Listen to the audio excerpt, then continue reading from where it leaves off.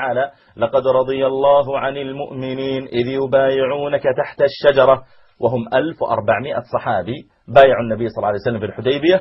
إذا قرأت الآية تقول اللهم إني أرضى عمن رضيت عنهم.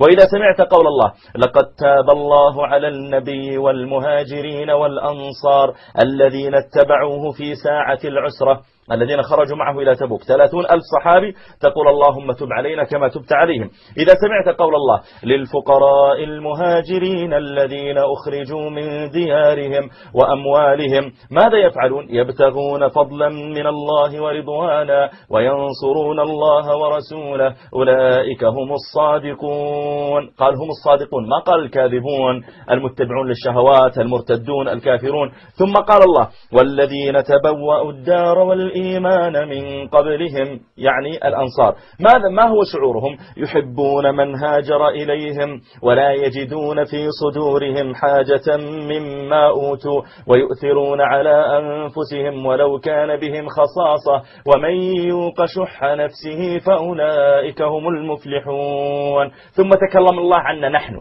عني أنا وأنت وفلان وفلان. ماذا قال الله عنا نحن؟ والذين جاءوا من بعدهم أنا وأنت. ما هو المطلوب منا؟ يقولون ربنا اغفر لنا ولإخواننا الذين سبقونا بالإيمان ولا تجعل في قلوبنا غلا للذين آمنوا. فهل طبقنا هذا يا جماعة؟ هل أنت ليس في قلبك غل على أحد من الصحابة سواء أبو بكر عمر عثمان علي طلحة الزبير أي واحد من الصحابة؟ ليس في قلبك غل على أحد؟ إذا كنت من هؤلاء أبشر بالخير وأنت إن شاء الله تكون مقربا إلى الله جل وعلا.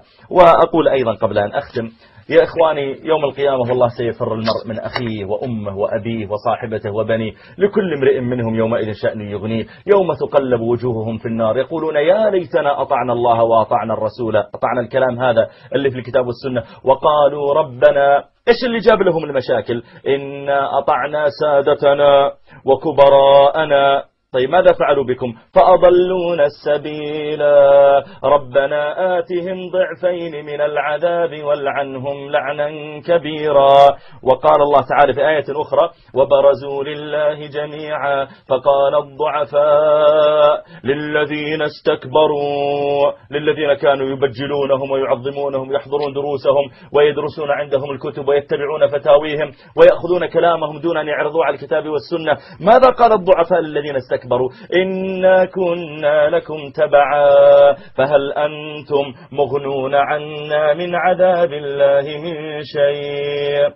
قالوا لو هدانا الله لهديناكم سواء علينا أجزعنا أم صبرنا ما لنا من محيص. وقال الله تعالى وقال الذين استضعفوا للذين استكبروا إذا جاءوا يوم القيامة المستضعفون وقالوا للذين استكبروا أنتم عملتم فينا أنت كنت تفتينا أن هذا كافر صار ليس كافرا صار حبيب إلى رب العالمين.